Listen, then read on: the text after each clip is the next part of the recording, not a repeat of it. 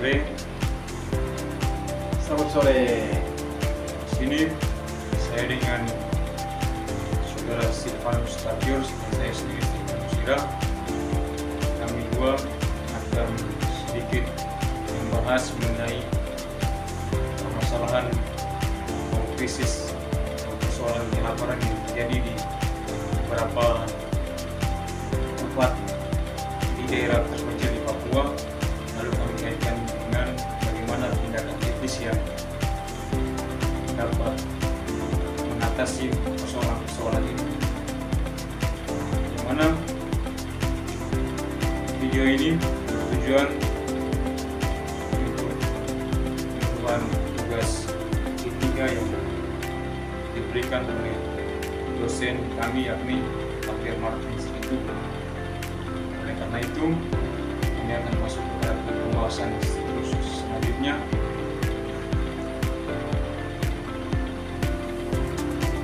Mengatasi etika dalam kebijakan pangan. Di sini kita akan berbicara mengenai membahas krisis kelaparan di wilayah terpencil. Ini memang merupakan masalah yang kompleks yang kita harus melihat, dan ketidakmampuan akses terhadap pangan yang ditempati masyarakat Papua, sehingga penduduk di daerah terpencil disebabkan oleh berbagai faktor, yakni infrastruktur yang tidak begitu memadai, sehingga keadaan pangan tidak begitu bagus, dan juga konflik yang terjadi di salah satu dengan yang lain, sehingga mengakibatkan ketahanan pangan yang tidak begitu memadai, sehingga terjadi kelaparan di berbagai tempat di Papua. Mungkin saudara bisa jelaskan sedikit tentang bagaimana mengutamakan etika supaya untuk mengatasi krisis, sehingga mengatasi kelaparan itu tidak terjadi. Di sini jika dikaitkan dengan etika dalam kebijakan pangan yang etis dalam konteks ini harus didasarkan pada beberapa prinsip, yakni yang pertama itu hak asasi manusia, harus memperhatikan hak asasi manusia, kemudian keadilan sosial dan keberlanjutannya, kemudian yang keempat itu partisipasi masyarakat, yang mana yang pada hak asasi manusia ini kebijakan yang harus diambil bahwa setiap individu itu berhak mendapatkan akses terhadap pangan yang cukup, aman dan bergizi. Kemudian kalau soal keadilan sosial, itu kebijakan pangan harus mempertimbangkan keadilan sosial dan kesetaraan. Artinya bahwa kebijakan pangan harus dirancang untuk membangun kelompok-kelompok yang rentan, serta seperti perempuan, anak-anak, dan orang tua yang lanjut usia. Artinya harus ada keadilan dalam hal ini.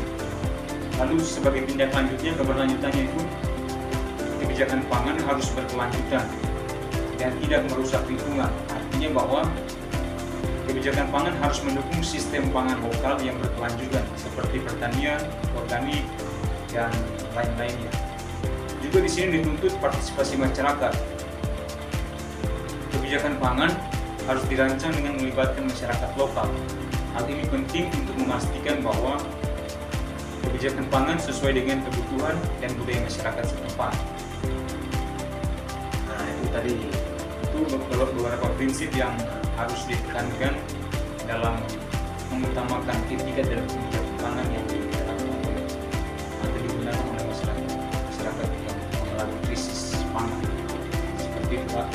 Lalu adapun kebijakan-kebijakan yang harus diambil, ini sudah kita harus mengambil kebijakan, kita harus mengambil strategi untuk kebijakan pangan. Tentunya penguatan sistem pangan lokal, artinya kita mengadakan pemberdayaan petani lokal supaya mereka mengolah pangan lokal itu supaya tidak terjadi kelaparan, sehingga petani lokal itu mengelola alamnya untuk menyambung kehidupan hidup keseharian. Itu salah satunya. Yang kedua, meningkatkan akses dan distribusi. Harus kita harus distribusikan, memberikan bantuan dalam bentuk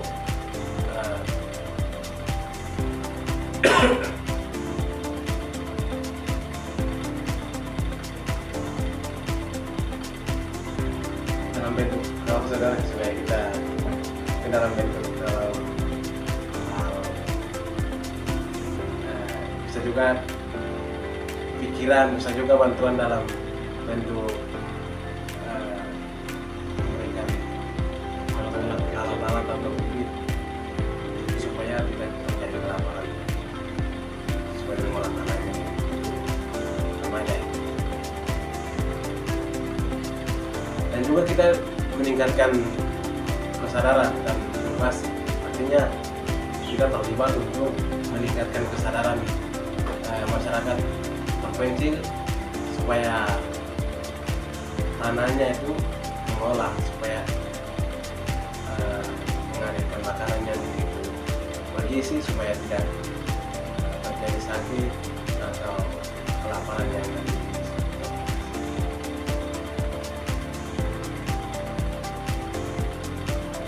Jadi itu yang strategi yang mungkin kita akan lanjutkan supaya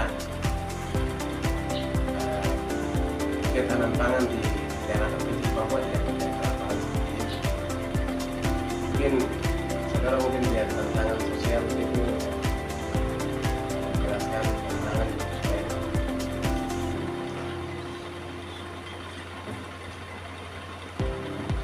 jadi mungkin di sini kita tidak lihat salah satu.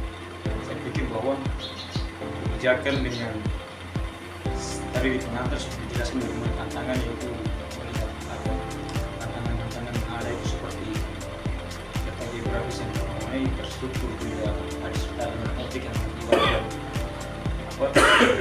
krisis pangan itu terjadi. Solusi yang diambil sudah ada sebagai sebetulnya harus ada strategi juga mengutamakan etika dan kebijakan pangan itu.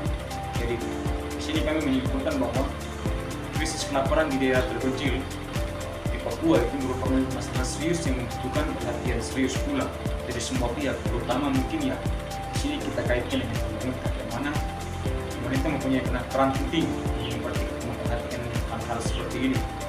Kebijakan pangan yang etis dan berkelanjutan yang mengutamakan hak asasi manusia, keadilan sosial, kemudian partisipasi masyarakat, ini sangat penting untuk mengatasi masalah ini.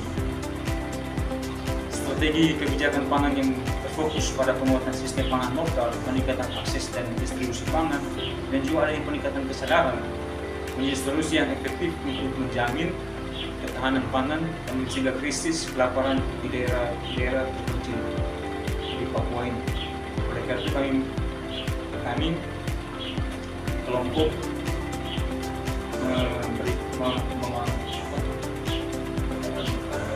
saran agar pemerintah harus memberi atau lebih memperhatikan hal-hal seperti ini. Contohnya tadi seperti itu, hak asasi manusia, kemudian keadilan sosial, partisipasi masyarakat, melakukan strategi-strategi yang memungkinkan agar masyarakat di daerah terpencil Papua yang saat ini atau akan datang tidak terjadi krisis pangan, bisa pemerintah mungkin bisa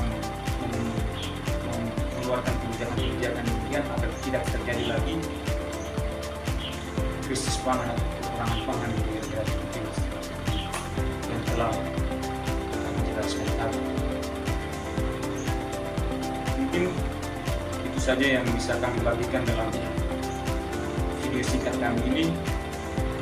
Kami selaku kelompok, saya Stefano Sira dan saya Silvanus Tapior Mohon maaf apabila dalam penyampaian kami kurang lengkap atau tidak jelas atau tidak memenuhi kriteria penjelasan yang dimaksudkan, dan juga kami sadar bahwa hanya manusia lemah dan masih perlu banyak belajar lagi. Akhir kata, saya Stefanus dan Silvan mengucapkan terima kasih banyak. Your majesty,